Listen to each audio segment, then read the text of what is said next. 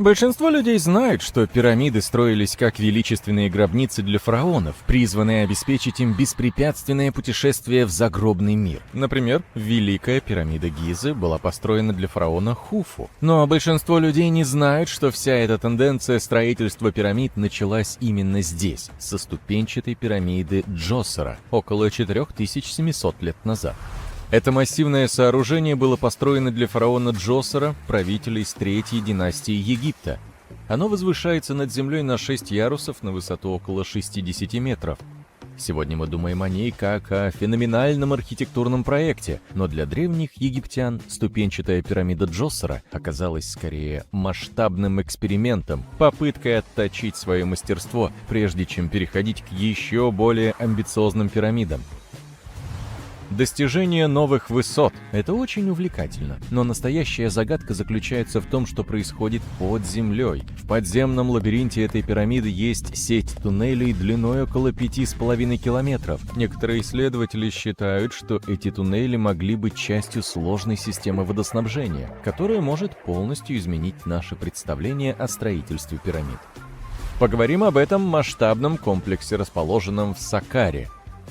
Вокруг пирамиды находится так называемый сухой ров, непрерывная траншея шириной до 50 метров и длиной почти 3 километра. Она образует вокруг пирамиды как бы прямоугольную форму. Средняя глубина этой траншеи составляет около 20 метров. Если сложить всю землю и камень, который они выкопали для создания этого рва, то он окажется примерно в 10 раз больше объема самой ступенчатой пирамиды. Долгое время люди предполагали, что этот ров был ничем иным, как огромным карьером, местом, где добывали камень и глину для строительства ступенчатой пирамиды. Логично, верно? Но при ближайшем рассмотрении все оказывается не так. Траншея слишком узкая и глубокая, чтобы в ней можно было вести горные работы, а ее расположение не соответствует ни одному из известных нам способов добычи камня в Древнем Египте. Кроме того, некоторые участки траншеи покрыты скальным потолком, что сделало бы ее практически невозможной для использования в качестве каменоломни. Еще одна теория предполагает, что сухой ров имел какое-то духовное значение. Возможно, это было священное место, где собирались души аристократов, чтобы служить покойному королю в загробном мире. В стенах даже есть ниши, которые намекают на эту духовную функцию. Но большинство исследователей считают, что это назначение, скорее всего, появилось гораздо позже, уже после того, как комплекс был построен для Джосера.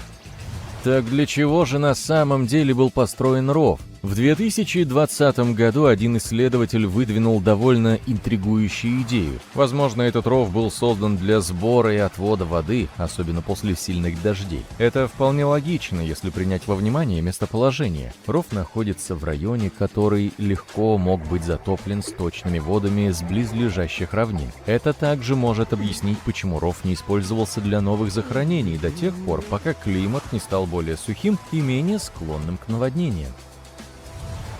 История становится еще более захватывающей, так как этот ров кажется частью более крупной и сложной гидравлической системы в комплексе Джосера. В траншее есть несколько отсеков, тщательно вырубленных в скале и соединенных туннелями.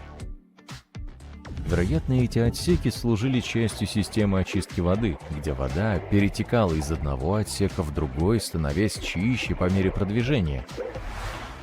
Здесь все начинает связываться с самой пирамидой. В комплексе Джосера есть ряд подземных шахт, и некоторые исследователи полагают, что вода из глубокого рва могла использоваться для приведения в действие гидравлической лифтовой системы. И этот гигантский лифт, работающий на воде, мог использоваться для подъема тяжелых камней, необходимых для строительства пирамиды. Он работал как вулкан, но вместо лавы тяжелые камни поднимала вода. Представьте себе большую глубокую яму в земле в центре площадки для пирамид. Внутри этой ямы находилась огромная деревянная платформа, похожая на гигантский плот, которая могла двигаться вверх и вниз. Когда рабочим нужно было поднять тяжелый камень, они наполняли яму водой. Когда уровень воды поднимался, деревянная платформа плыла вверх, увлекая за собой камень. Почти как гигантский лифт, работающий на воде. Когда камень достигал нужной высоты, рабочие сдвигали его с платформы на пирамиду. Идея заключается в том, что вода из глубокой траншеи после очистки и фильтрации будет поступать в эти шахты. Огромный поплавок, возможно, сделанный из дерева, будет подниматься по мере наполнения шахты водой, поднимая камни туда, где они нужны для строительства. Как только камень устанавливали на место, воду спускали, и платформа опускалась обратно на дно, готовая поднять следующий камень. Эта причудливая гидравлическая система подъема могла бы стать настоящим прорывом, значительно ускорив и упростив весь процесс строительства без использования большого количества рабочей силы. Похоже, древние египтяне уже тогда придерживались идеи «работай умнее, а не усерднее». Но, конечно же, не все согласны с этой теорией. Некоторые эксперты утверждают, что территория, на которой была построена ступенчатая пирамида Джосера, не могла удерживать достаточное количество воды от случайных дождей для поддержания столь сложной гидравлической системы. Основная теория предполагает, что в прошлом поблизости могло быть некое озеро, которое наполнялось после периода дождей. И это озеро могло бы снабжать водой гидравлическую систему комплекса. Но в древнеегипетских письменах нет упоминания о таком озере, так что это скорее ситуация «что если», чем реальность. И тут возникает вопрос о самой тяжелой работе. Помните, я говорил, что этот метод мог позволить древним строителям поднимать камни с гораздо меньшими усилиями? Возможно, это не совсем так. По мнению некоторых экспертов, для создания этого гидравлического устройства потребовалось бы гораздо больше тяжелой работы, чем для простого перемещения каменных блоков с помощью старой доброй рабочей силы. И не стоит забывать, что ступенчатая пирамида Джосера — ребенок по сравнению с теми, что появились позже. Камни, использованные для пирамиды Джосера, весили в среднем около 300 килограммов каждый, что не идет ни в какое сравнение с блоками весом 2 тонны, использованными позже для пирамиды Хефрена. Если полностью исключить эту теорию водяного лифта, то все равно нужно объяснить, как вообще была построена эта пирамида. Чтобы ответить на этот вопрос, нам нужно немного вернуться назад и поговорить об изначальных планах. Прежде чем гробница Джосера превратилась в пирамиду, предполагалось построить простую мастабу. Этот тип гробниц был довольно распространен в более ранние периоды. Прямоугольное сооружение с плоской крышей и наклонными сторонами. Но после того, как первоначальная мастаба была закончена, было решено немного ее расширить, добавив сверху еще несколько слоев, а затем добавить еще больше слоев, пока конструкция не достигла 6 характерных ступеней, каждая из которых была меньше предыдущей. И, скорее всего, эти тяжелые камни поднимались с помощью пандусов, а не с помощью лифта, работающего на воде. Мы еще многого не знаем о ступенчатой пирамиде Джосера. Чтобы полностью понять, как работала эта система и существовала ли она вообще, безусловно, необходимы дополнительные исследования. Но идея использования воды для строительства пирамиды добавляет совершенно новый слой в наше понимание древнеегипетской инженерии. Это мощное напоминание о том, насколько умными и изобретательными были строители, использовавшие природный ландшафт и силу воды для создания одного из самых знаковых памятников в истории. В одной из шахт Северной Каролины недавно был найден кусок китового ребра. Ничего особенного, подумает кто-то. Почему бы киту не быть шахтером? Верно. Но этот фрагмент дает ученым уникальную возможность взглянуть на взаимодействие доисторических акул и китов, происходившее примерно 3-4 миллиона лет назад.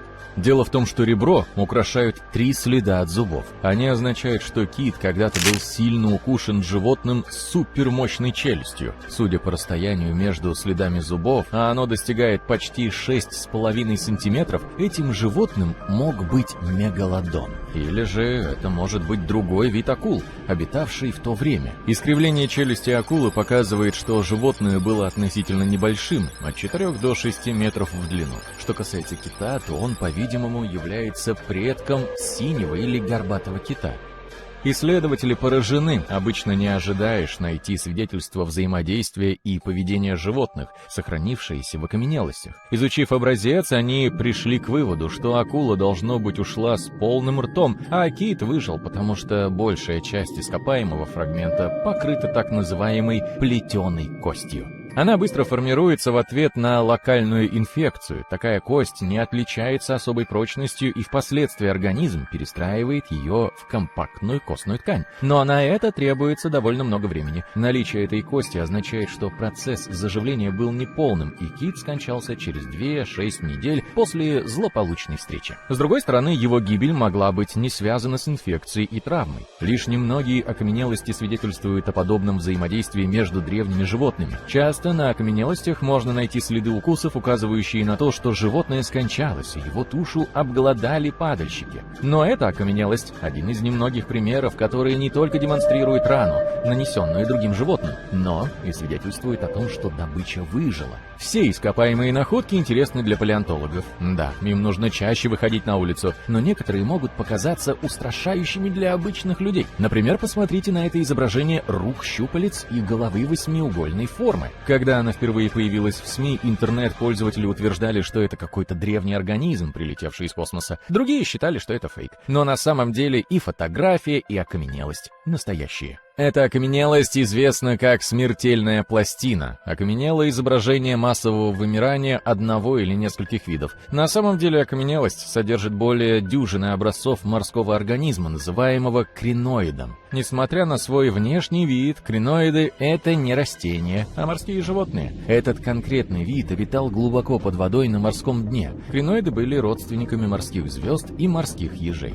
Эти существа могли прикрепляться к морскому дну с помощью стеблей, состоящих из гибких пористых дисков, соединенных мягкими тканями. Стебли были полыми, и именно там располагалась нервная система животного. Криноиды поглощали кислород через тонкостенные трубчатые ноги. Обычно эти существа достигали в длину более 20 сантиметров и имели 5 рук, покрытых перьевыми структурами, похожими на щупальца. Они питались планктоном и органическим материалом. Несмотря на то, что находки окаменелости кажутся очень интересными, мало кто из ископаемых существ так сильно смутил ученых, как монстр Талли. У этого диковинного морского существа было зубастое, похожее на хобот рыло, и глаза, расположенные на жестком стержне. Но что самое странное, его невозможно было классифицировать. Исследователи рассматривали различные организмы, например, кольчатых червей, плавающих слизней и примитивных существ, похожих на угрей, с тех пор, как монстр был обнаружен в 1966 году.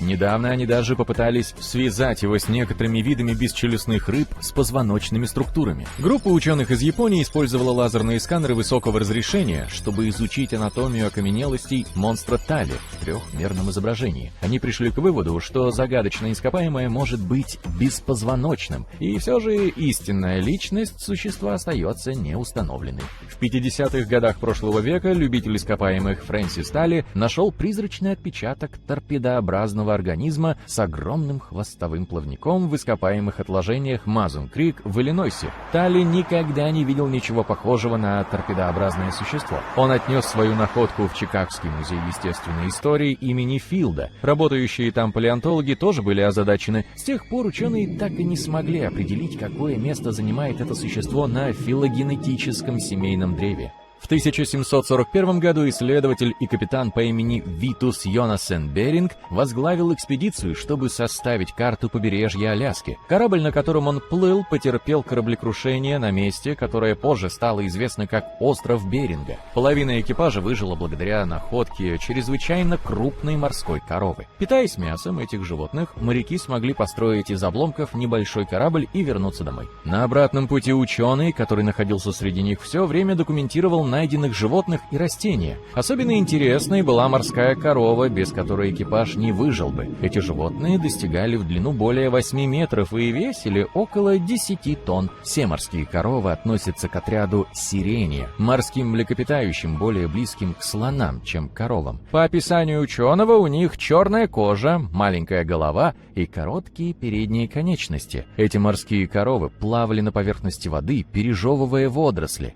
После того, как информация об этих животных получила широкое распространение, экспедиции по торговле мехом морской выдры стали использовать этот удобный склад на пути следования. Морские коровы были послушными, и на них можно было легко охотиться. Короче говоря, через 27 лет после того, как ученый упомянул этих животных, они вымерли. Но это не самое печальное. Ископаемые раскрывают гораздо более глубокую и мрачную историю. Окаменелости морских коров были обнаружены по всему миру, от Японии до Мексики. Это означает, что когда-то это животное процветало в обширных зарослях ламинарии вокруг всего северного Тихоокеанского кольца. Возможно, обнаруженная экспедицией небольшая популяция – это последние остатки некогда гораздо более многочисленной и здоровой популяции. Скорее всего, охота аборигенов уже сократила численность этих животных до уровня, близкого к исчезновению. И последний удар нанесли западные охотники. На ныне живущих близких родственников тех древних морских коров охотятся редко. Тем не менее, они сами находятся под угрозой вымирания. Некоторым это удивительное ископаемое может показаться немного тревожным. Чечевица рабов. Это окаменелость, принадлежащая животным под названием нумулиты. Они жили и процветали в теплом мелководном море, покрывавшем часть территории Египта около 40 миллионов лет назад. Название нумулиты намекает на то, что крупные экземпляры напоминают монеты, а в египетском фольклоре их даже называют деньгами ангелов. Эти существа имеют простую одноклеточную структуру, что контрастирует с их сверхсложным скелетом. Посмотрите на этот ряд спиральных перекрывающихся витков. Каждый виток разделен на бесчисленное множество крошечных камер. Нумулиты могут вырастать до 10 сантиметров в диаметре, и все же это окаменелости одноклеточных животных, родственных амебам. Как и почему они стали такими большими? Причина может заключаться в их симбиотических отношениях с другими более мелкими организмами. В случае современных видов такими симбионтами являются крошечные золотисто-коричневые одноклеточные водоросли, называемые диатомовыми. Раковины нумулитов относительно прозрачны, а поскольку они плоские, то имеют большую площадь поверхности для света, необходимого диатомовым для фотосинтеза. По каким-то причинам ученые до сих пор о них спорят. Наличие растительных симбионтов у животных, обитающих в море, способствует росту известкового скелета у хозяев. Таким образом, гигантские размеры нумулитов в Египте могут быть обусловлены их тесной связью с симбиотическими диатомовыми водорослями. Интересный факт: виды нумулитов развивались очень быстро, и их окаменелости переходили из одного слоя отложений в другой. Так известняк, из которого построены пирамиды Гизы, настолько насыщен этими окаменелостями, что его называют нумулитовым известняком. Этот известняк также содержит два вида нумулитов: более мелкие чечевицы рабов и более крупные деньги ангелов. Но это не разные виды, а скорее разные стадии жизненного цикла одного вида. Лето на Ближнем Востоке бывает настолько жарким, что кардинально меняет ландшафт и заставляет целые города воскресать из прошлого. Именно это произошло в 2018 году, когда город, построенный таинственной империей на реке Тигр, наконец-то был освобожден из водной ловушки. Археологи поспешили на место, не желая упустить редкий шанс провести раскопки и узнать больше об истории этого места. Они считают, что нашли город бронзового века Захику, основанный более 3000 лет назад и полностью затопленный в 19 веке, когда на его месте была построена плотина. Когда-то это был оживленный центр империи Митани для караванов на популярном торговом пути. Здесь была вода, что редкость для здешних мест, и это было залогом успеха. Мы очень мало знаем о некогда могущественной империи, поскольку ученые не нашли в раскопанных местах никаких письменных хроник. Поэтому археологи были в восторге, обнаружив дворец местного правителя. Несколько лет спустя, когда территория снова освободилась от воды, они нашли несколько укреплений для защиты города от врагов. Кульминацией их экспедиции стало обнаружение огромного общественного склада для торговых товаров и урожая, груды пшеницы и ячменя, а также импортного металла и дерева. Основной пищей местных жителей был хлеб, а на обед они готовили большие горшки с овощными супами и тушеным мясом. В каждом доме держали овец, коз, коров и свиней, чтобы иметь постоянный источник молока и мяса для особых случаев. Все найденные до сих пор сооружения были построены из кирпичей, сформированных из глины. Стены, простоявшие под водой более 40 лет, так хорошо сохранились, как будто их затопили вчера. Королевский дворец выделяется тем, что он больше других построек, имеет более толстые стены и даже мостовую, сделанную из обожженных глиняных кирпичей, которые были запечатаны для водонепроницаемости. Местный царь, видимо, был в хороших отношениях с императором более крупной империи, от которой зависел Захику. Жившие в городе торговцы собирали деревянные балки и отвозили их на склады. Балки поступали вниз по реке Тигр из лесов в горах на севере и востоке Месопотамии. Купцы приезжали сюда, чтобы продать свои товары, а затем пересекали Тигр на пути к пограничным территориям. Захику процветал как центр торговли около 6 веков, пока в 1350 году не произошло сильное землетрясение. Археологи нашли 5 керамических сосудов, в которых хранилось более сотни глиняных табличек, сделанных незадолго до землетрясения. Это почти чудо, что маленькие таблички из необожженной глины смогли продержаться под водой несколько десятилетий. Люди, создавшие их, должно быть, вырезали записи на глине, пока она была еще влажной. Они писали о чем угодно, от только что собранного урожая до посланий для других королевств. Затем они давали сообщению высохнуть на солнце. Писцам даже приходилось учить другой язык, чтобы все за пределами города могли прочесть записи. Ученые считают, что найденные ими таблички были частью частного архива. Они надеются расшифровать записи, чтобы узнать больше об истории Захику и всей империи после страшного землетрясения. Ущерб, нанесенный зданием, был настолько огромен, что восстановить Захику в его прежнем величии было невозможно, а если кто-то из жителей и выжил, то наверняка покинул город. Несколько десятилетий спустя здесь поселились ассирийцы, которые также жили в Месопотамии. Они построили свои дома на руинах заброшенного города, а в качестве внешних стен использовали все постройки, которые смогли найти у предыдущих жителей. Но пробыли они здесь всего 50 лет, а затем решили построить новую столицу на более плодородной почве, чтобы зарабатывать на сельском хозяйстве. Археологи, работавшие в Захику, были вынуждены прекратить раскопки, когда уровень воды снова поднялся и затопил город. Они запечатали руины в плотно прилегающие пластиковые листы и засыпали сверху камнями и гравием. Они надеются, что это поможет защитить бесценный объект от водной эрозии и предотвратить его полное исчезновение. Они понимают, насколько важна для региона вода с плотины, но если она снова отступит, то, по их словам, они обязательно продолжат раскопки. Около 1600 лет назад в современной пустыне Такламакан в Китае существовала шумная община. Она жила вдоль реки Ния, которая протекала через пустыню на многие километры и получала воду из тающего снега в горах. После 3 лет работы в этом районе археологам и ученым удалось раскопать в пустыне 8 гробниц. Благодаря жаре пустыни, одежда и артефакты в них были почти как новые. Люди, которые их носили, должно быть, жили в древнем городе Ния. Когда-то Ния была частью процветающего королевства в самом центре Шелкового пути, и ее население составляло более 3000 человек. Затем пески пустыни взяли вверх и поглотили весь город. Археологи обнаружили руины Ния только в начале 20 века. Ученые из разных стран пытались разгадать тайны города. Похоже, гробницы, обнаруженные в конце 20 века, принадлежали богатым людям. В них находились дорогие предметы – колчан и лук, металлические наконечники стрел, золотые серьги и ожерелья из стеклянных бусин, лаковая шкатулка с расческой, косметика, а в одной из гробниц – швейный набор. Там же лежал шелк высшего качества, и даже его яркие цвета, такие как зеленый и желтый, не выцвели.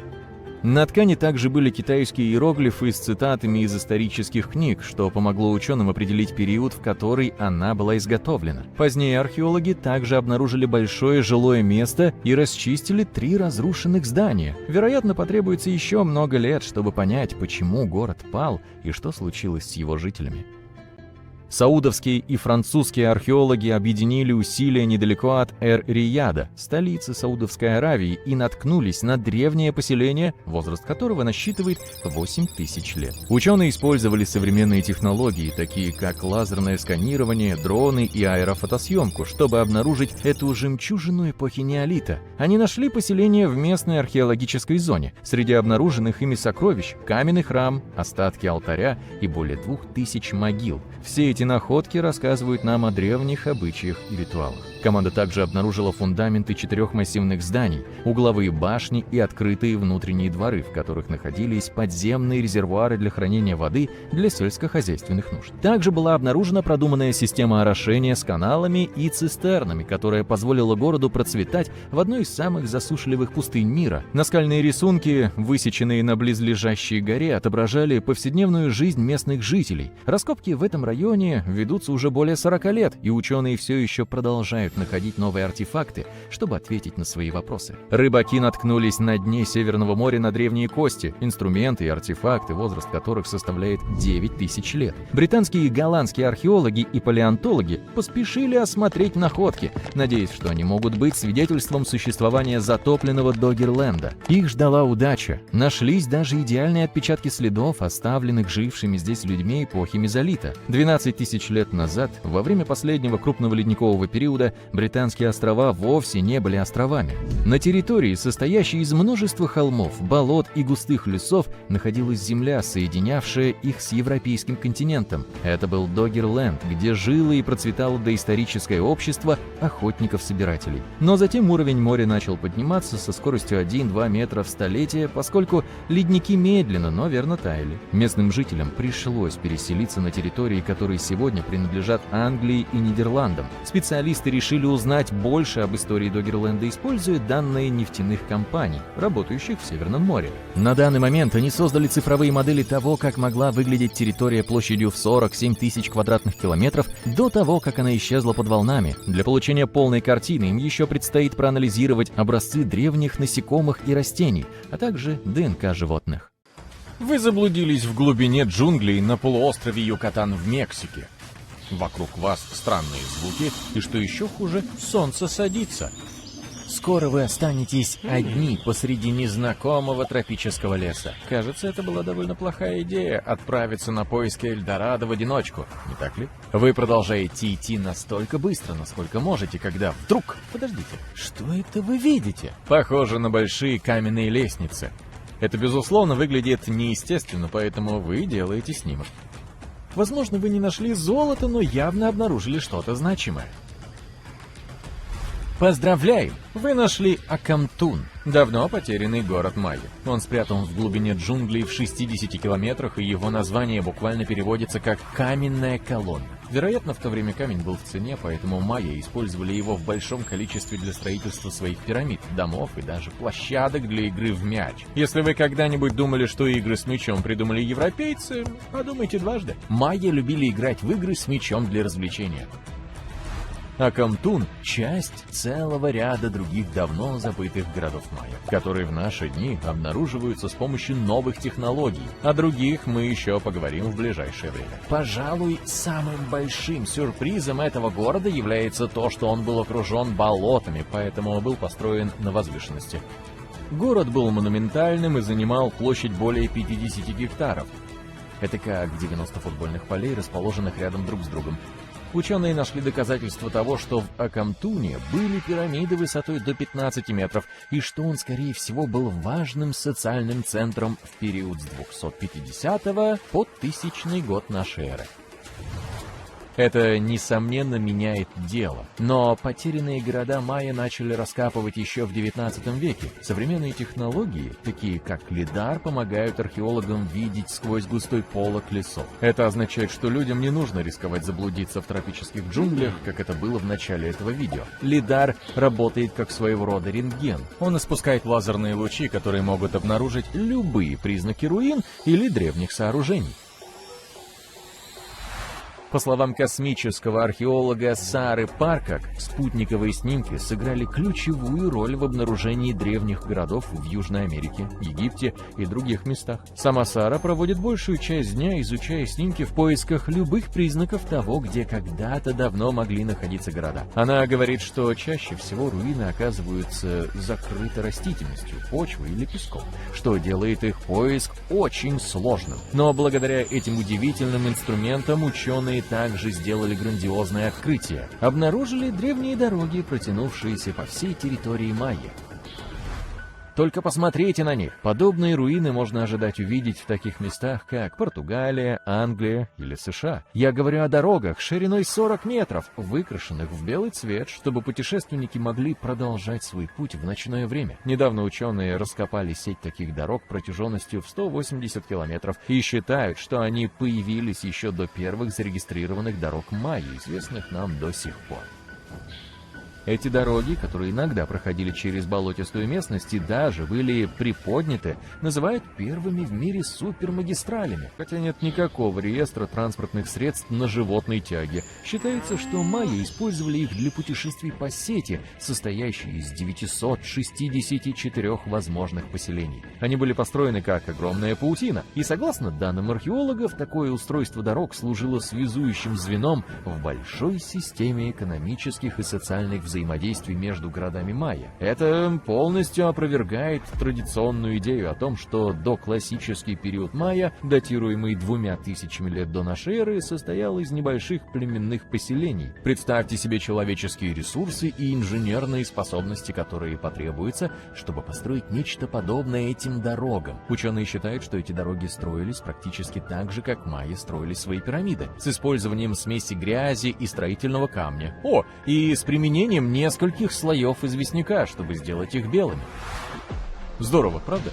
Но давайте вернемся на несколько шагов назад, чтобы понять контекст.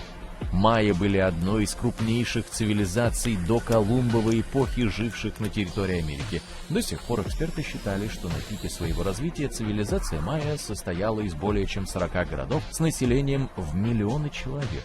Это очень много людей. Их цивилизация охватывала мексиканский полуостров Юкатан, Гватемалу и Белиз. И выживали они в основном за счет сельского хозяйства, несмотря на то, что полуостров Юкатан был крайне сложным местом для выращивания сельскохозяйственных культур. Поэтому майя пришлось создать сложную ирригационную систему в большинстве своих городов. Они построили ряд церемониальных зданий, пирамид и площадей. Майя, возможно, были искусными строителями пирамид, но они также разработали передовую астрономическую систему. С помощью древних технологий они могли предсказывать точное расположение планет и точные даты затмений. Если вы никогда не видели примеров древних городов майя, то это Тикаль. Расположенный в самом сердце гватемальских джунглей, Тикаль считается столицей древнего государства майя. В период своего расцвета он был сопоставим по значимости с такими городами, как Лондон или Нью-Йорк в современном мире. Он состоит из серии сложных памятников. Северный Акрополь – один из самых древних комплексов памятников Тикаля. Построенный исключительно руками человека около 350 лет до нашей эры, он служил местом упокоения королей и вождей. Высота его памятников достигает 60 метров. В те времена ступенчатые пирамиды-храмы были окрашены в красивый красный цвет. Майя его любили. Сегодня, конечно, вы увидите только известняк. А еще есть Чичен-Итца. Здесь находится одна из самых хорошо сохранившихся пирамид на Земле. Этому городу майя, расположенному в мексиканском штате Юкатан, уже более 1500 лет. На пике своего развития он был домом для 35 тысяч человек. Территория города занимает 10 квадратных километров. Главной достопримечательностью является Эль-Кастильо. Огромный ступенчатый храм, возвышающийся на 24 метра над землей. Его особенность заключается в том, что с каждой из 4 сторон он имеет 91 ступеньку, включая верхнюю платформу, которая составляет 365 ступеней. Столько же, сколько дней в солнечном году. Похоже, эти люди были довольно важными фигурами. Да? Именно поэтому никто не может понять, что с ними произошло. О закате этой всемогущей империи ничего не известно. Что могло послужить причиной их гибели? Была ли это засуха? Новые исследования, проведенные в 2017 году, позволили сделать несколько новых открытий. Используя данные из поселения Сейбаль, расположенного к юго-западу от Тикаля, ученые проанализировали данные радиоуглеродного анализа, полученные из керамики и археологических раскопок, чтобы извлечь новую информацию о неожиданной гибели этой великой цивилизации. Полученная информация показывает, что майя, скорее всего, пали в результате социальной нестабильности и политических кризисов. Считается, что эти события привели к ухудшению состояния городских центров майя и началу расселения людей. Однако точные причины назвать сложно. Но недавние открытия проливают свет на прошлое человечества. И не только об империи майя, но и о других давно исчезнувших цивилизациях Южной Америки. Открытие в Бразилии было сделано с помощью технологии спутниковой съемки и также шокирует ученых.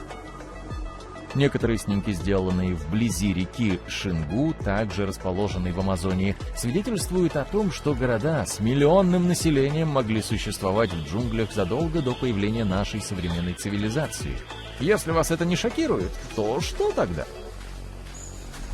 С Спутниковые снимки также обнаружили в боливийском лесу Амазонки сеть траншей, датируемых периодом от 200 до 1200 лет нашей эры. Эти свидетельства указывают на поселения, в которых могло проживать около 60 тысяч человек, прямо посреди леса Амазонки. Когда исследователи из университета Флорида отправились на место для проверки спутниковой информации, они были потрясены, обнаружив несколько холмов с рвами и геоглифами. Археологи также обнаружили остатки тщательно спроектированных стен, расположенных вокруг площадей, что очень напоминает постройки древних майя.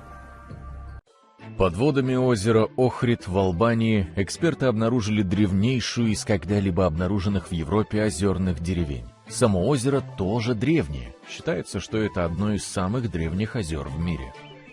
До этого открытия рекорд принадлежал деревне в итальянских Альпах, возраст которой составлял около 7000 лет. Но радиоуглеродное датирование показало, что деревня под Охридским озером была построена между 6000 и 5000 лет до нашей эры, то есть она примерно на 1000 лет старше любой другой деревни в Европе. В этой деревне проживало от 200 до 500 человек. Она относится к эпохе неолита. По сути, эти люди, скорее всего, были одной из первых общин, решивших обосноваться на новом месте. Это открытие не было бы столь интересным, если бы в нем не было загадки. Жители деревни сделали деревянную крепость из шипов вокруг своей деревни, чтобы оставаться в безопасности. Но от чего? От чего-то загадочного. Местные жители пошли на все, чтобы построить свои дома на сваях над озером и окружить его шипами для защиты. Зачем они все так усложнили? Это и пытаются выяснить археологи. Есть ли еще какие-нибудь необычные поселения? Конечно, например, Göbekli-Tepe. Это место возвращает нас к самому началу существования постоянных поселений. Оно также заставляет нас подвергнуть сомнению все, что мы думали, что знаем о том, как возникли организованные общества. Похоже, что люди, жившие здесь, увлекались чем-то особенным, например, ритуалами или совместным времяпрепровождением. Около 11 тысяч лет назад древние люди вырезали огромные блоки из известняка и каким-то образом умудрились перетащить их на другую сторону насыпи. Эти блоки были похожи на холсты, расписанные изображениями животных и людей. Они были расположены по кругу. Под этими камнями вы найдете такие же массивные столбы, как и на другой стороне холма. Примерно 250 из этих столбов выступают на поверхности, и исследователи также обнаружили около 60 из них в ходе раскопок. Это словно послания из прошлого, рассказывающие нам о людях, которые когда-то жили здесь, и о том, чем они занимались. Эти находки ставят под сомнение традиционные временные рамки и интерпретации раннего человеческого общества. В то время как Göbekli-Tepe пользуется популярностью у туристов, неподалеку от него находится еще одно место – Карахан-Тепе. Он остается менее известным, но не менее значимым. Оба объекта опровергают мнение о том, что животноводство привело к оседлой жизни. На самом деле люди сначала стали вести оседлый образ жизни, а потом начали одомашнивать животных. Они также ставят под сомнение традиционное представление о том, что организованные общества появились вследствие развития сельского хозяйства. Эти древние памятники указывают на то, что организованные сообщества существовали до сельскохозяйственной деятельности, возможно, с культовыми или общинными ритуалами. Эти сооружения использовались для сложных многоцелевых, а не только религиозных задач. Люди собирались здесь для обсуждения историй, формируя коллективную идентичность. Эти здания могут означать зарождение сплоченного сообщества, демонстрируя появление горизонтальной иерархии и обмена знаниями.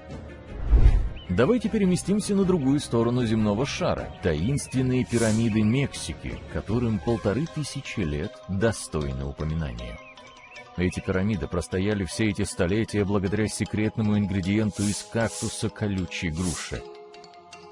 С его помощью местные строители создали эти древние чудеса. Пирамиды из серой вулканической породы возвышаются словно мини-горы. Когда мы подходим ближе, становится ясно, что умелые руки высекли в твердой породе одинаковые ступени, образующие лестницу самой большой пирамиды. Две пирамиды поменьше, называемые Дом Ветра и Дом Самой Длинной Ночи, имеют тот же человеческий почерк. Легенда гласит, что в этих сооружениях были спрятаны сокровища, но тайны стали раскрываться только после того, как в начале 2000-х годов мексиканские археологи начали раскопки. Дом 13 небес был построен около 540 лет до нашей эры для того, чтобы вести счет времени. Ведь в те времена, когда еще не было часов и календарей, древним людям было не так-то просто следить за датами. Вместо этого они смотрели на небо и небесные объекты. Считайте, что пирамида — это их собственный космический календарь. Ее углы совпадали с солнцестояниями и важными датами посадки и сбора урожая. Когда вы стоите на ступеньках в эти дни, солнце идеально совпадает с соответствующим углом. Но пирамиды построили не только для того, чтобы определять время. Археологи Кирос и Зепеда пытаются собрать воедино улики. Они нашли несколько артефактов и так узнали, что древние строители использовали клейкое вещество из листьев кактуса, колючей груши для скрепления своих творений. Эта древняя техника до сих пор используется некоторыми коренными народами. Один сюрприз за другим. В доме 13 небес обнаружен скелет, который старше самой пирамиды почти на тысячелетие. Это означает, что люди носили тело с собой на протяжении 950 лет. Это еще одна загадка. Следующая остановка — Дуна де Болонья. Это испанская песчаная дюна, скрывающая римские руины. Она находится на краю Европы и обращена в сторону Северной Африки. Ее высота составляет более 30 метров, а ширина — более 200. Под действием ветров дюна смещается, обнажая части истории, спрятанные глубоко внутри нее. Изменение климата усиливает эти ветры, что приводит к еще большему перемещению дюны. Мигрируя, она показывает нам следы людей, которые когда-то здесь жили. Археологи занимались раскопками и нашли древние гробницы. Представьте себе, что вы исследуете песчаный лабиринт и натыкаетесь на эти гробницы, наполненные историей. Песок послужил им защитой, сохранив кости, украшения и наконечники стрел. Но это еще не все. Неподалеку находятся археологические раскопки II века до нашей эры. Именно тогда здесь жили римляне. Они построили целый город с банями, театром и храмом. Он стоит на месте более древнего финикийского поселения. Давным-давно землетрясение потрясло город, и люди покинули его. Веками он лежал скрытый под песком. Современные историки и археологи с нетерпением ждут, что еще откроет этот изменчивый ландшафт. Скрестим пальцы, чтобы эта песчаная капсула времени осталась в целости и сохранности и продолжала делиться своими историями с грядущими поколениями. В Перу археологи исследуют проход Кондора возрастом 3000 лет. Что? Итак, археологи вели раскопки в районе места под названием Чавин-де-Уантар, где жили люди племени Чавин. Это место находится примерно в 305 километрах от Лимы, столицы Перу. Таким образом, люди племени Чавин были продвинутыми художниками. Они любили рисовать птиц и диких кошек. И это было очень давно, еще до того, как империя инков получила широкое распространение. Они были одним из первых обществ, которые поселились и начали заниматься земледелием в Перу в высокогорных районах Анд. Это более чем за 2000 лет до появления инков. Археологи обнаружили секретный проход в одном из зданий храма. Они назвали его «Проход Кондора». Это был скрытый коридор, запертый на протяжении веков. Лара Крофт бы с удовольствием исследовала это место. Этот проход ведет к другим залам храма. Он дает нам возможность заглянуть в то, какой была жизнь в те времена. Внутри этого скрытого коридора исследователи нашли несколько интересных вещей.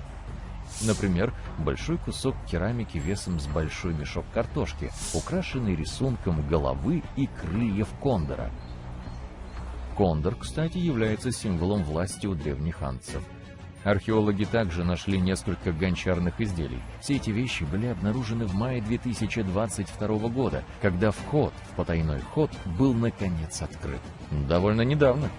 В храмовом комплексе, где нашли эти древние предметы, есть и другие сооружения, например, террасы. И здесь еще есть что изучать. Самое сложное — продвигаться вперед по этим скрытым проходам. Для их исследования археологам пришлось сначала отправить камеры, установленные на роботах. Они не хотели рисковать, разрушая древнее здание или вовсе застрять в нем. Давайте подождем и посмотрим, что еще они обнаружат. Что делает лодка посреди пустыни? Вы ожидали бы найти морское судно ближе к берегу? Этот вопрос археологи задавали себе десятилетиями. В 1988 году вблизи одного из важнейших мест археологических раскопок в Древнем Египте разразилась буря. Из песка появилась деревянная конструкция. Она была выедена термитами. Ученые были полны решимости разгадать ее тайну. В 2000 году они начали раскопки на участке вблизи Абидоса. Американская команда экспертов вскоре обнаружила лодку длиной 21 метр, и она была не одна. Всего там находилось 14 лодок, аккуратно расположенных рядом друг с другом. Полностью раскопать лодки было невозможно из-за их плохого состояния. К счастью, древесина достаточно хорошо сохранилась, чтобы взять образец. Анализ показал, что лодкам было около 5000 лет. Это самый древний флот в истории человечества на сегодняшний день. Время их строительство на полтысячелетия опережает время возведения пирамид в Гизе. Каждый корабль флота был помещен в хранилище, соответствующее его размерам. Помещение было размером примерно с треть теннисного корта. На стенах из глинобитного кирпича было изображено более 120 рисунков кораблей. Древние египтяне вырезали их на побеленных стенах, которые прекрасно сохранились. Ученые знают об этих таинственных камерах уже более 100 лет. Британский археолог Артур Вейгал наткнулся на странное сооружение к западу от реки Нил. Его команда заглянула внутрь и увидела часть внутренних стен. К сожалению, часть крыши обрушилась, и дальнейшие поиски пришлось прекратить. Исследователи покинули место, но его местоположение осталось на картах. Расположение лодок сначала навело ученых на мысль, что они покоятся на берегу могучего Нила, но с этой теорией возникла проблема. Сегодня река течет почти в 11 километрах к западу от Абидоса. Дальнейшие исследования окружающей местности показали, что Нил никогда не менял своего русла. Кроме того, если бы лодки плавали рядом с причалом, они оказались бы в неустойчивом положении. В Абидосе же 40 судов стояли совершенно параллельно друг другу. Был только один возможный вывод. Кто-то намеренно разместил их таким образом. Должно быть, это потребовало немало усилий. В каждой лодке было достаточно места для 30 гребцов. Эти суда действительно могли плавать. Это не были модели, но ученые все еще не знают, плавали они по водоемам Древнего Египта или нет. Это не умаляет важности находки. Ранее археологи находили только небольшие модели. В одной лишь гробнице Тутанхамона было 35 моделей лодок. Долгое время эти фигурки были единственными подсказками о том, как выглядели древнеегипетские суда. Конструкция лодок подтверждает, что они были подлинными. Это самые ранние сохранившиеся примеры так называемых построенных лодок. Древние люди строили примитивные суда, выдалбливая большие стволы деревьев. В качестве альтернативы использовался тростник, который связывали вместе, чтобы получился плот. Лодки из Абидоса состояли из досок, связанных между собой. Это было значительным прорывом в судостроении. При жизни лодки, должно быть, выглядели впечатляюще. В то время древесина была ценным товаром. В пустыне не было дерева. Кедр приходилось импортировать из Ливана. Единственным человеком, который мог позволить себе такую роскошь, был фараон. Изучение территории вокруг древнего флота дало больше ответов. Ученые обнаружили глинобитное сооружение, где египтяне поклонялись фараону. Его приблизительная дата постройки совпадает с датой создания деревянных лодок. Те же самые кирпичи, из которых было построено это здание, использовались для облицовки флота. Во время их строительства помещения, в которых они хранились, имели потолок. Именно на эту часть и наткнулись археологи в начале 20 века. Подобно мумиям в гробах, эти чудесные корабли покоились в великолепных хранилищах. Внешний вид этих помещений был также впечатляющим. Изначально внешние стены были покрыты штукатуркой из белого известняка. Она отражала солнечный свет. Под солнцем пустыни строения, в котором находились лодки, должно быть, светилось с расстояния в несколько километров. Древнеегипетские строители использовали ту же технику для покрытия пирамид 500 лет спустя. Сегодня их поверхность выглядит неровной, но так было не всегда. Когда пирамиды были построены, их верхний слой состоял из тонкого белого известняка. Их поверхность была гладкой и блестела в лучах солнца. Вместо ступеней внешний слой пирамид представлял собой скорее гладкий пандус. Археологам остался один последний вопрос. Какому фараону принадлежал этот флот? Ответ находился всего в 1,5 километрах от места. Здесь находилась гробница фараона 5-й династии царя Синусерта III. Время и стиль ее строительства совпадают со временем и стилем строительства камер с лодками. Самый конец его правления может объяснить, как лодки оказались посреди пустыни. Вероятно, фараон скончался на севере Египта, затем его тело было перевезено вниз по Нилу в Абидос, великолепной процессии украшенных лодок. Корабли позже были опущены в камеры рядом с последним местом упокоения их владельца. Это имело символическое значение. В системе верований древних египтян суда играли ключевую роль. Их верховным божеством был Ра. Днем он путешествовал по небу в форме солнца, ночью он плыл через загробный мир на солнечной лодке. Фараон отождествлял себя с Ра. Вот почему ему были нужны лодки в загробной жизни. Это был единственный способ возродиться так же, как солнце ежедневно восходит над горизонтом. Это верование существовало 1000 лет. У более известного фараона Хуфу тоже был корабль. Ученые обнаружили его рядом с пирамидой фараона в Гизе. Он примерно на 4 века моложе флота в Абидосе. Но корабль Хуфу был почти в 2 раза длиннее. Великая пирамида Гизы и гробница царя Тутанхамона являются одними из самых известных археологических находок в Египте. Но под бесконечными песками пустыни Сахара скрывается еще много тайн. Недавно археологи обнаружили там затерянный город. Они назвали его самым важным открытием со времен гробницы царя Тутанхамона. Город Атон существует около 3000 лет. Историки надеются, что он поможет им больше узнать о повседневной жизни древних египтян. Известный археолог и египтолог Захи Хавас объявил это место затерянным золотым городом.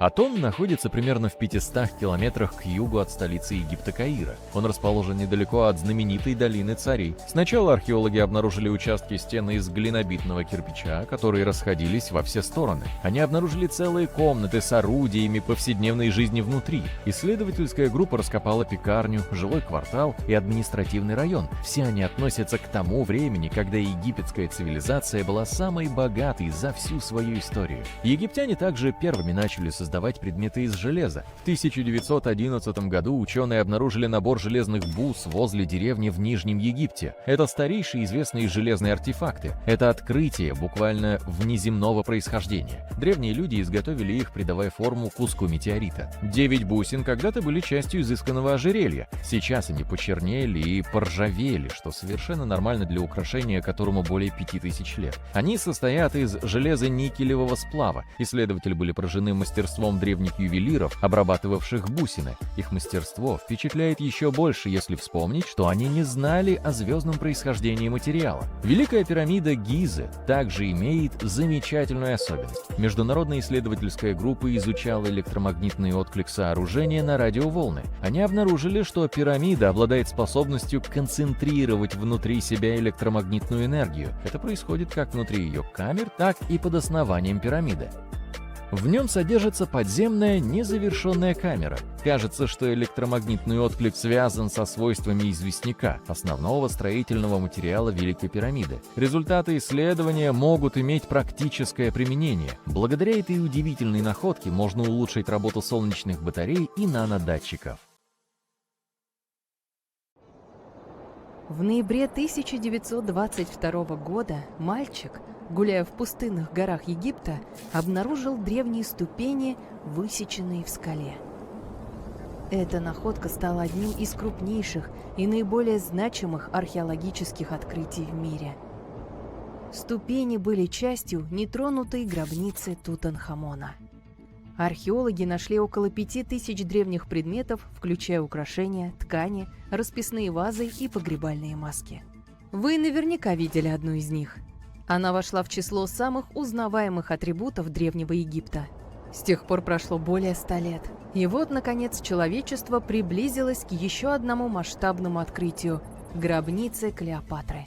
Эта царица была последней действующей правительницей египетского царства Птолемеев и сидела на троне с 51 по 30 год до нашей эры. Существует множество древних записей о Клеопатре, ее правлении и необычной личности, но до сих пор никто не раскрыл тайну ее кончины и места захоронения. Археолог доктор Кэтлин Мартинес изучала древние записи и храмы вокруг Александрии в течение десятилетий и пришла к выводу, что гробница царицы должна находиться под древним городом Топосирис Магна, основанным в 280 году до нашей эры. Это был большой город на северном побережье Египта, где десятки тысяч людей занимались торговлей и промышленностью. И, похоже, догадки доктора Мартинес оказались верны. Она и группа археологов обнаружили вблизи Александрии секретный подземный тоннель длиной около 1300 метров. Он был вырублен в скале под храмом Топосирис Магна. Во время дальнейших раскопков они нашли много вещей, которые указывают на то, что в глубине тоннеля находится гробница Клеопатры. Также возможно, что она похоронена там вместе с римским полководцем Марком Антонием. Согласно древним записям, Клеопатра и Марк Антоний любили друг друга и вместе выступали против Римского Сената, который объявил Антония предателем. Тот факт, что на территории Топосирис Магна на протяжении тысячелетий происходили стихийные бедствия, может осложнить раскопки. Землетрясения и наводнения разрушили город и, возможно, затопили его подземные тоннели. Но археологи надеются, что древняя гробница осталась нетронутой, что она скрывает множество сокровищ и записей о царской жизни Древнего Египта во времена последней династии. Есть вероятность, что раскопки будут проходить под водой и в грязи. Они потребуют много времени и средств, но археологи уверены, что оно того стоит. В любом случае, пока рано говорить, что Клеопатра точно там похоронена, но ученые нашли в тоннеле много вещей, подтверждающих это, в том числе глиняные горшки, десятки монет с изображением Клеопатры и Александра Македонского, а также бюст, изображающий египетскую царицу. Клеопатра остается одной из самых популярных исторических личностей наравне с Рамзесом III и Тутанхамоном. Она вдохновила множество фильмов, картин и книг. Но что сделало ее такой популярной? Она прославилась своей двойственностью. Она была красивой, умной правительницей, которая вывела Египет из кризиса и превратила его в процветающую державу. В средневековых арабских текстах говорится, что она знала химию, математику и философию и, возможно, написала несколько научных книг. Она знала несколько языков и обладала прекрасными дипломатическими способностями. В то же время существует множество легенд о том, что она была роковой женщиной, сводившей с ума многих мужчин. Однако нет никаких доказательств, что ее красота была несравненной. Образ сногсшибательной модели был создан Голливудом благодаря нескольким фильмам, где роль Клеопатры исполнили известные актрисы, а римский император Октавиан, приемный сын Юлия Цезаря, специально создал образ Клеопатры как коварной соблазнительницы, потому что был ее врагом. Несмотря на то, что она родилась в Египте, Клеопатра не была египтянкой. Ее предки были греками, среди которых был один из генералов Александра Македонского. Однако народ Египта полюбил ее. Она выучила язык и была очень чувствительна к традициям этой страны. Она хорошо знала историю, менталитет и обычаи Древнего Египта. Она подняла уровень его экономики и укрепила его статус мировой державы. Во многом это стало возможным благодаря ее сообразительности и наблюдательности. Она любила театральные представления и пышные праздники. Она умела удивлять людей и устраивать шоу. Но за внешним образом любительницы роскоши скрывалась умная и расчетливая правительница. Древний Египет был богатой, роскошной страной, и Клеопатра делала все, чтобы приумножить его богатство и укрепить свои позиции на международной арене. Например, однажды она вступила в конфликт со своим братом Птолемеем XIII. Царица понимала, что не сможет противостоять ему, поэтому решила привлечь на свою сторону Юлия Цезаря. Римский император прибыл в Александрию, где Клеопатра хотела с ним встретиться, но Птолемей знал о ее планах и собирался помешать ей прийти к Цезарю. Тогда, вместо богатого и шумного прибытия, Клеопатра решила сделать свой визит незаметным. Она завернулась в ковер, который слуги императора принесли в личные покои Цезаря.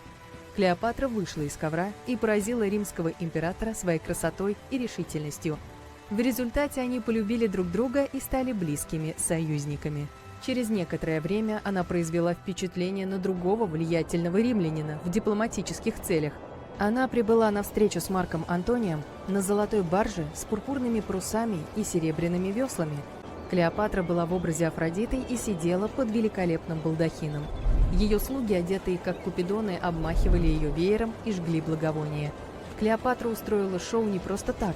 Она знала, что Антоний почитает греческую мифологию и считает себя воплощением Диониса. В результате женщина произвела на него такое впечатление, что он женился на ней. Клеопатра защитила свою корону, укрепила союз с Римом и родила Антонию 3 детей. В Египте они устраивали грандиозные вечеринки и наслаждались богатством и властью. Однако связь высокопоставленного чиновника с египетской царицей вызвала скандал в Риме. Октавиан был главным противником Антония в борьбе за власть, и он воспользовался ситуацией, чтобы очернить репутацию конкурента. Он использовал пропаганду, чтобы выставить Клеопатру коварной соблазнительницей в глазах римских граждан. Он обвинил Антония в том, что тот поддался ее чарам. Римский сенат поддержал Октавиана и объявил Клеопатру врагом. В 33 году до нашей эры этот конфликт достиг кульминации, когда флот Антония столкнулся с флотом Октавиана. Последний одержал победу и вынудил своего врага бежать в Египет вместе с Клеопатрой. Согласно некоторым записям, они укрылись недалеко от Александрии. Преследуемые римлянами, они спрятались в одном из дворцов Клеопатры и встретили свой конец. Некоторые легенды гласят, что Клеопатра была знатоком ядов. Она спровоцировала ядовитую змею, гадюку или египетскую кобру укусить ее. Согласно другой легенде, она уколола себя ядовитой иглой. Есть версия, что Клеопатра всегда носила ампулу с ядом в расческе.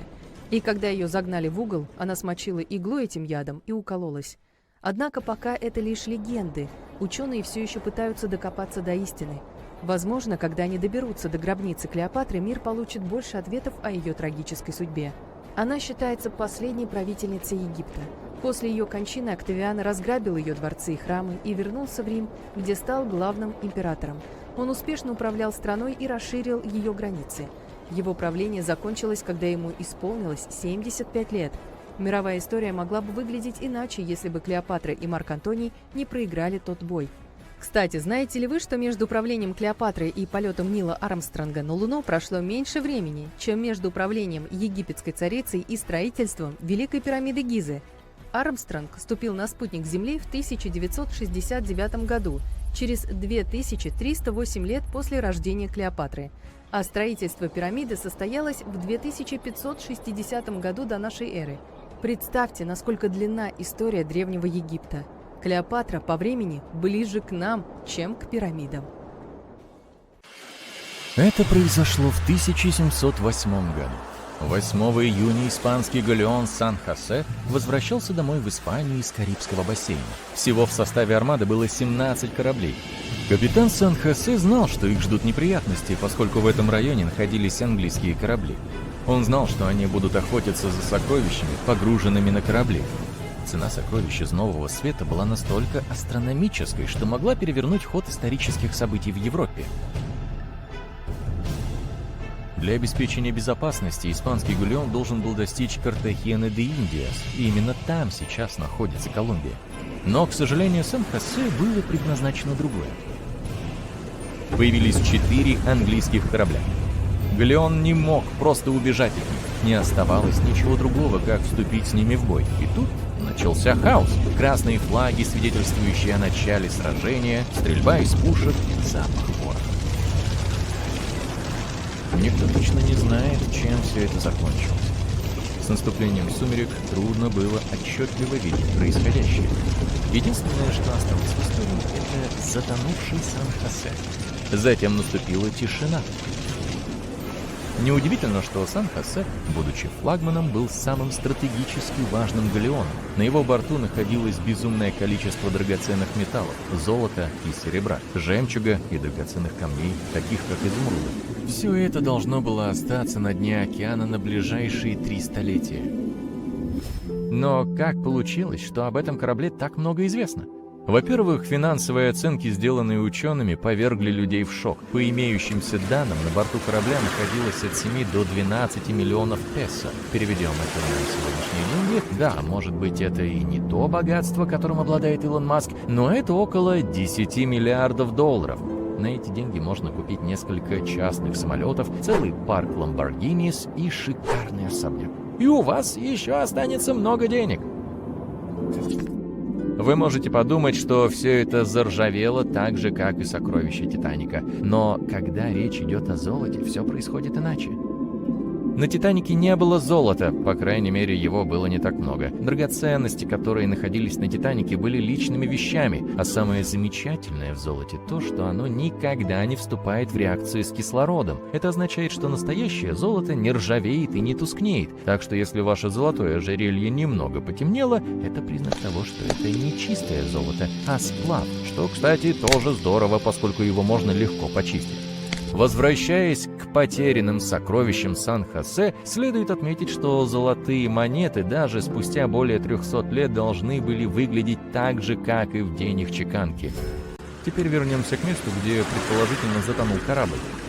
Помните, мы узнали, что капитан хотел отправиться к берегу, где сегодня находится Колумбия. Так вот, 4 декабря 2015 года судно действительно было найдено в водах Колумбии.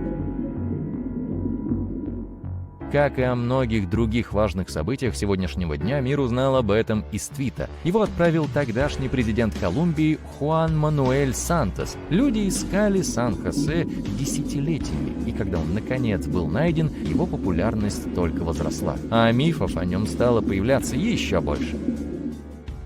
Одну из легенд рассказал сам сеньор Сантос. После того, как затонувшее судно было найдено, он дал небольшое интервью по радио. Дело в том, что находка была довольно неожиданной.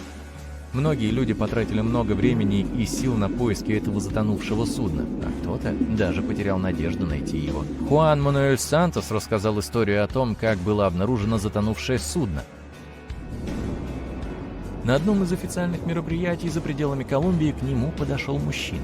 Он был похож на известного писателя Хемингуэя. У него была белая борода и белые волосы. Единственное, что хотел этот человек, похожий на Хемингуэя, это 2 минуты времени Сантоса. Президент уступил и послушал этого человека. То, что произошло дальше, было просто невероятно. Мужчина достал старинную карту, точнее, ее аккуратную копию в рамке, и сказал президенту, что никто больше не знает об этом.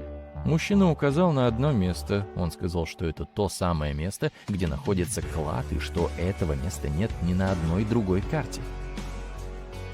Он гарантировал, что знает, где находится клад. История выглядела безумной и захватывающей. Кем бы ни был этот человек, он оказался прав. Его личность так и осталась загадкой для всех, но каким-то образом этот человек организовал финансирование экспедиции, определил территорию, на которой ее необходимо провести, и даже пробился на встречу с президентом.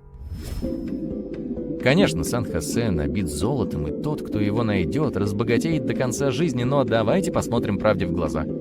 Обычному человеку вряд ли удастся обнаружить такое сокровище, ведь это требует слишком больших усилий и средств. Но что делать, если вы увлекаетесь кладоискательством и хотите найти какой-нибудь сундук с сокровищами? Что ж, думаю, у меня есть история о том, как обычные люди ищут и даже, в конце концов, находят настоящие сокровища. Знакомьтесь, Форест Фен, эксцентричный миллионер, спрятавший клад стоимостью от 1 до 5 миллионов долларов. Точная стоимость клада не установлена. По словам самого Фена, он никогда не пытался его оценить. Внутри сундука находилось 265 американских золотых орлов и двухглавых орлов, старинные монеты, золотые самородки, да мало ли что. Форест спрятал сундук в скалистых горах и объявил о поиске сокровищ еще в 2010 году. А теперь давайте немного сосредоточимся на карте и посмотрим, насколько обширны скалистые горы. По сути, кладоискатели должны были прочесать 2 страны – и США, и Канаду.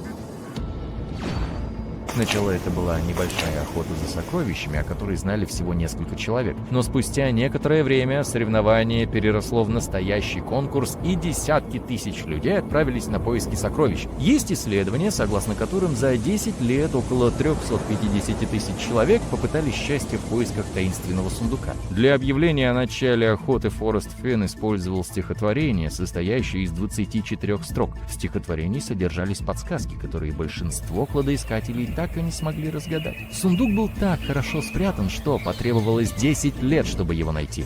Был создан специальный блок Thrill of the Chase, И 6 июня 2020 года господин Фен наконец опубликовал долгожданную новость. Сокровища найдены. Сам Форест признавался, что найти сокровище может каждый, кто внимательно прочитает инструкции из стихотворения. Стихотворение вызвало большой резонанс в интернете. Многие пользователи пытались расшифровать 9 подсказок, содержащихся в стихотворении. Некоторые даже предлагали возможные ключи к разгадке головоломки. Эти предположения могли помочь тому, кто в итоге нашел сокровища. Поначалу даже сам Форест Фен не знал, кто разгадал все коды в стихотворении, пробрался через густой лес и нашел сундук. Счастливчик предпочел остаться неизвестным, и поначалу было известно лишь, что это житель восточной части США. Победитель прислал Форесту Фену свою фотографию, и на этом поиски сокровищ были официально завершены. Однако спустя некоторое время он раскрыл себя. Им оказался Джек Стюф, бывший журналист и студент-медик. Сокровища были спрятаны под пологом звезд в лесу в скалистых горах. Растительность там буйная, поэтому сундук был спрятан глубоко внутри. Сундук никогда не перемещали с того места, где он был первоначально спрятан. Точное местонахождение до сих пор неизвестно, но мы знаем, что сокровища находились в Вайоминге. Джек признался, что в сундуке были найдены не все заявленные сокровища. Отсутствовали маленькая золотая лягушка на ожерелье и кольцо с испанским изумрудом. Форест действительно нашел лягушку в своей коллекции и отдал ее Стюфу, но кольцо ему найти не удалось. Охота за сокровищами, затеянная Форестом Феном, может показаться экстравагантной, но он объяснил, почему решил начать ее. Единственное, чего, по его словам, он хотел, это дать людям надежду. Недавно египетские археологи сделали необыкновенное открытие недалеко от Каира. Барабанная дробь, пожалуйста. Они обнаружили самую древнюю и самую полную мумию в стране. Да, они держали это в секрете. Мумия возрастом 4300 лет была найдена в группе гробниц рядом со ступенчатой пирамидой Джосера, относящейся к эпохе Древнего царства Египта. Она была покрыта слоями золота. Команда также обнаружила несколько других гробниц, в том числе одну, принадлежавшую древнеегипетскому чиновнику, и другую, принадлежавшую хранителю секретов, обладавшему способностью проводить особые церемонии. Еще одной интересной гробницей была гробница писателя, в которой находились самые большие статуи, когда-либо найденные в этом районе. На территории этого огромного погребального комплекса также находится более десятка пирамид и мест для отдыха. Вероятно, одна из самых известных мумий в мире – мумия Хатшепсут. Она правила Египтом около 20 лет, построив множество впечатляющих зданий и создав новые торговые пути. Но когда археолог Говард Картер нашел ее гробницу в долине царей, ее саркофаг оказался пуст. Однако в другой гробнице Картер обнаружил 2 гроба, один из которых принадлежал кормилице Хатшепсут, а другой – неизвестной женщине. В 2006 году группа специалистов решила выяснить, была ли эта загадочная женщина самой царицей. В деревянном ящике с именем Хатшепсут они нашли коренной зуб, и когда сравнили его с пробелом во рту мумии, оказалось, что он идеально подходит. Рамсес II был довольно впечатляющим правителем, но историческую значимость в конечном итоге приобрела его мумия. О его отце мы слышим не так много. Рамсес считается самым могущественным фараоном во всем Египте, поскольку он правил на протяжении 60 летий. Он также прожил более 90 лет. Это довольно удивительно, учитывая время, в которое он жил. У Рамсеса II предположительно было более 100 потомков. Действительно большая семья. Когда он скончался, его тело первоначально было похоронено в долине царей, но какие-то плохие парни попытались ограбить его гробницу, чтобы забрать все сокровища. Однако чиновники этого не допустили, поэтому перенесли его тело в секретное место, чтобы сохранить его в безопасности. Переместимся в 1800-е годы, когда была обнаружена мумия Рамсеса II и других правителей и важных чиновников. Она находилась не в лучшем состоянии, поэтому археологи отправили ее в Париж, чтобы там ее, привели в порядок. Проблема заключалась в том, что ее нельзя было просто так перевести в другую страну. Единственным выходом было выдать Рамсесу II паспорт. Его профессию определили как король, и в документе даже была его фотография. Знаете, большинство мумий не всегда славятся самой увлажненной кожей, но кожа азиатской женщины, известной как Леди Дай, доказывает обратное. Нет, речь не о Леди Ди, принцессе Диане. Эта дама была обнаружена в богато украшенной гробнице в 1971 году и выглядела потрясающе, если можно так сказать о мумии. Благодаря особым условиям в гробнице, влажности и недостатку кислорода, ее тело сохранилось практически идеально. Ее кожа была мягкой, волосы идеально уложены, а сама она сохранила гибкость. В музее, который сейчас с гордостью экспонирует ее мумию, также можно увидеть множество роскошных предметов, которые были погребены вместе с ней. Например, столовую посуду и музыкальные инструменты. Археологи исследовали мумию и обнаружили, что она скончалась от сердечного приступа в возрасте около 50 лет. Несмотря на то, что прошло уже более 2000 лет, Леди Дай по-прежнему творит историю. Мумия ледяного человека Эцци была обнаружена в Альпах в 1991 году. Австрийские власти сначала решили, что это современный альпинист, ведь он так хорошо сохранился. Оказалось, что на самом деле он относится к Медному веку. Он был найден на горном перевале на высоте более 3000 метров над уровнем моря. Изучая его мумию, мы узнали много нового о жизни в Европе той эпохи. Например, мы знаем, что Эцци был уроженцем Центральной Европы и с удовольствием ел мясо. Он также страдал от артрита, сужения артерий и проблем с кишечником, но для лечения этих заболеваний он, скорее всего, использовал акупунктуру и лекарственные травы. И, судя по всему, он умел обращаться с инструментами и точил их всего за несколько дней до своей безвременной кончины. Кто знает, ждал ли он неприятностей или просто готовился к какой-то рутинной работе. Король Тут и его история, скорее всего, прославили всех мумий. Этот фараон скончался в возрасте 19 лет, более 3000 лет назад. Но его мумия до сих пор остается одной из самых известных в мире. Когда в 1922 году его гробница была открыта, люди пришли в восторг, потому что, в отличие от многих других королевских гробниц, она осталась нетронутой. В ней было несколько роскошных гробов, в том числе один из чистого золота. Гробница Тута не только позволила нам заглянуть в историю Древнего Египта. Его мумия также многое рассказала о времени, в котором он жил. Анализ ДНК помог установить личность его родителей и показал, что у фараона было редкое заболевание костей, из-за которого ему было трудно ходить.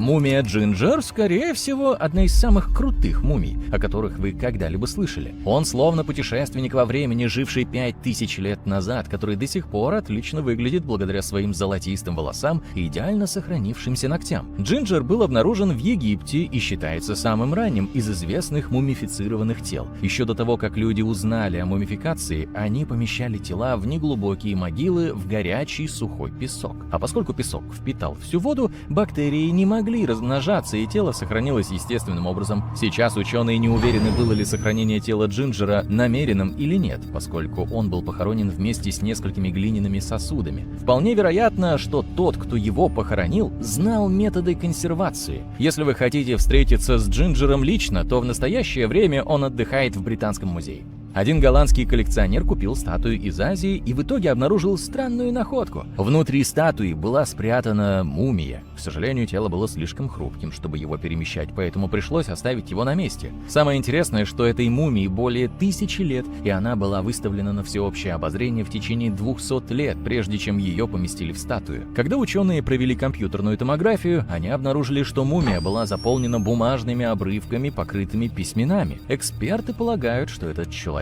мог заниматься так называемой самомумификацией, довольно интенсивным процессом, включающим специальную диету и чай, который делает тело менее подверженным бактериям. Лишь немногие люди могли выдержать этот ритуал, и те, кому это удавалось, пользовались большим уважением.